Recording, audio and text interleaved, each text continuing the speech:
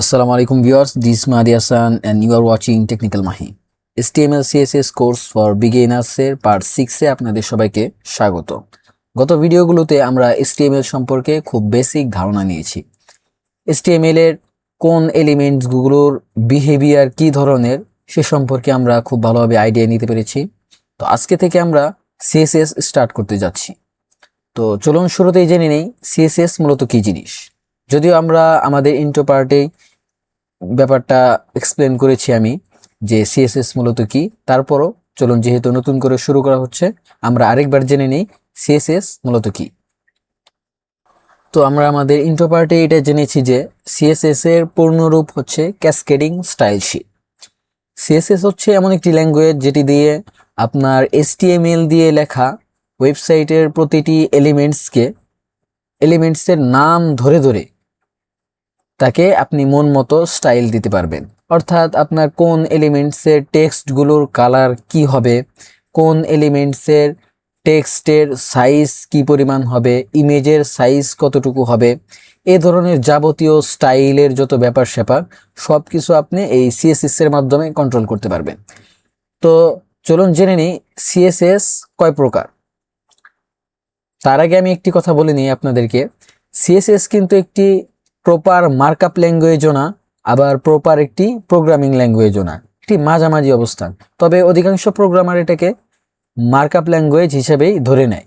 তো সেই হিসেবে আমরা বলতে পারি সিএসএস মোটামুটি আকারে একটি মার্কআপ ল্যাঙ্গুয়েজ। তো চলুন জেনে নেই সিএসএস কয় প্রকার। সিএসএস মূলত 3 প্রকার। 1 নম্বরে ইনলাইন সিএসএস, 2 নম্বরে ইন্টারনাল সিএসএস, 3 নম্বরে এক্সটার্নাল সিএসএস। এই প্রকার ভেদগুলো কিসের উপর বেস করে বানানো, অর্থাৎ আপনি সিএসএসটাকে কিভাবে লিখতেছেন সেটার উপর বেস করে এই প্রকারগুলো বানানো। অর্থাৎ 3 ভাবে সিএসএস কে লেখা যায়। ইনলাইন সিএসএস পদ্ধতিতে লেখা যায়, ইন্টারনাল সিএসএস পদ্ধতিতে লেখা যায়, এক্সটার্নাল সিএসএস পদ্ধতিতেও লেখা যায়। তো চলুন আমরা প্রথমেই জেনে নিব ইনলাইন সিএসএস পদ্ধতিটা কি, বা ইনলাইন সিএসএস পদ্ধতিতে কিভাবে সিএসএস স্টাইল শীট ল্যাঙ্গুয়েজটা লেখা যায়। তো চলুন আমরা প্র্যাকটিক্যালি দেখে নিই।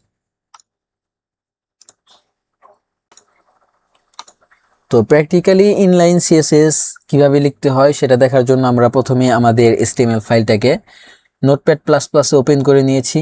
তো ইনলাইন সিএসএস নাম শুনেই বুঝতে পারতেছেন আপনারা যে ইনলাইন সিএসএসটা লেখার জায়গা হচ্ছে প্রত্যেকটা এলিমেন্টের লাইনের মধ্যেই লিখে দেওয়া যে এই এলিমেন্টের এই স্টাইল থাকবে। তো আমি এখানে 4টা এলিমেন্টস নিছি, H1 H2 এবং 2টা প্যারাগ্রাফ নিছি। তো চলুন আমরা দেখে নিই কিভাবে আমরা আমাদের এই এলিমেন্টসগুলোকে নিজেদের মন মতো স্টাইল দিতে পারবো। প্রথমে আমি চাচ্ছি H1, এই H1টাকে আমি যে H1 এর মাঝে যে টেক্সটটা আছে this is our first heading, এই টেক্সটটা মূলত এখন ডিফল্ট ভাবে কালো কালারে আছে। যেমন আমি যদি ব্রাউজারে ওপেন করি তাহলে দেখতে পাবেন this is our first heading, এই হেডিংটা কিন্তু কালো কালারে আছে। তো আমি চাচ্ছি এটা লাল কালারে হোক। তো এই জিনিসটাই আমরা সিএসএস এর মাধ্যমে করব, এবং কিভাবে লিখব সেটা আমরা চলুন দেখে নিই। যে ইনলাইন্স যেহেতু নামটাই হচ্ছে ইনলাইন, তার দ্বারাই আমরা বুঝতে পারতেছি যে লাইনের ভিতরেই এই সিএসএসটা আমাদেরকে লিখতে হবে। তো কিভাবে লিখব, প্রথমে আমরা এই ওপেনিং ট্যাগটার নামের শেষে একটি স্পেস ইউজ করব, অর্থাৎ এই অ্যাঙ্গেল ব্র্যাকেটের ভিতরে নামের শেষে একটি স্পেস ইউজ করলাম, স্পেস। এরপর আমরা একটি অ্যাট্রিবিউট দিব। আমরা পূর্বেও দেখেছি কিভাবে অ্যাট্রিবিউট দিতে হয়। অ্যাট্রিবিউটটির নাম হলো স্টাইল অ্যাট্রিবিউট দিলাম। এরপর ডাবল কোটেশনের মাঝখানে আমি এটার ভ্যালুটা লিখব, যে মূলত আমার এই লাইনটা কি কালার হবে এই জিনিসটা আমি এই ডাবল কোটেশনের মাঝখানে লিখব।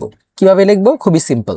প্রথমে আমি লিখব কালার, এই সিএসএস এর ল্যাঙ্গুয়েজের মাঝে কালার বানানটা COLOR হয়, এটাই মূলত কালার বানান। ওই ওর পরে ইউ এটা সিএসএস এর মাঝে হয় না, এটা একটা প্রোগ্রামিং ল্যাঙ্গুয়েজের নিয়ম। তো এখানে আমি কালার লেখার পর কলম দিলাম, কলমের পর আমি এখানে লিখব রেড লিখে একটি সেমিকলন দিলাম। সেমিকলন দিয়ে বুঝালাম যে আমার এই স্টাইলটা মানে কালারের আলোচনা এখানে শেষ হয়ে গেল। এর পরবর্তীতে যদি আমি কোনো কিছু লিখি তাহলে সেটা অন্য বিষয় হবে, হয়তো সাইজের ব্যাপারে হবে বা অন্য কোনো বিষয় হবে।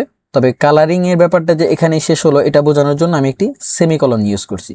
তো এখানে কিন্তু আমি অলরেডি বলে দিছি যে ইনলাইন সিএসএস এর মাধ্যমে অলরেডি বলে দিছি যে এই টেক্সটার কালার হবে রেড। তো এই ফাইলটাকে যদি আমি সেভ করে ব্রাউজারটাকে রিফ্রেশ করি তাহলে কিন্তু দেখতে পারবো আমাদের ফার্স্ট হেডিংটা লাল কালার হয়ে গেছে। তো এমনইভাবে যদি আমি পরবর্তী হেডিংটাকেও ব্লু কালার করতে চাই তাহলে আমাদেরকে কি করতে হবে, সেম প্রসেস। এই প্রসেসগুলো আমাদের মুখস্থ করে রাখতে হবে, যেমন অ্যাট্রিবিউট, তারপর প্রপার্টি, এটার নাম হচ্ছে প্রপার্টি, আর এটা হচ্ছে প্রপার্টির ভ্যালু। তো এই বিষয়গুলো আমাদেরকে খুব ভালোভাবে মাথায় রাখতে হবে, মুখস্থ রাখতে হবে এক ধরনের। তো এখানে আমি ব্লু কালার করতে চাচ্ছি, সেটা কিভাবে করব, সেম নিয়ম, স্টাইল অ্যাট্রিবিউট ইউজ করলাম, ডাবল কোটেশন দিলাম, এর মাঝখানে আমি বলে দিলাম কালার হবে ব্লু।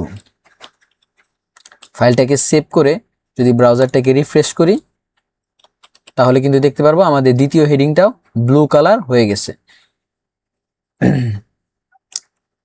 এরপরে আমি এই প্যারাগ্রাফটা চাচ্ছি যে হোয়াইট কালার হয়ে যাক, অর্থাৎ হোয়াইট কালার হয়ে ব্যাকগ্রাউন্ডের সাথে একদম মিশে যাক।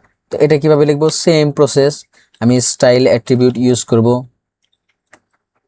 ডাবল কোটেশন, এর মাঝে লিখব কালার কলম হোয়াইট,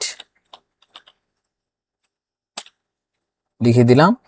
এখন যদি আমি ফাইলটাকে সেভ করি, সেভ করে ব্রাউজারটাকে রিফ্রেশ করি তাহলে দেখতে পারবো আমাদের প্রথম প্যারাগ্রাফটা গায়েব হয়ে গেছে। আসলে গায়েব হয় নাই, এটা সাদা কালার হয়ে ব্যাকগ্রাউন্ডের কালারের সাথে মিশে গেছে। এই এরপরে আমরা চাচ্ছি আমাদের যে পরবর্তী প্যারাগ্রাফ, সেই প্যারাগ্রাফটাকে আমরা ইয়েলো করতে চাচ্ছি।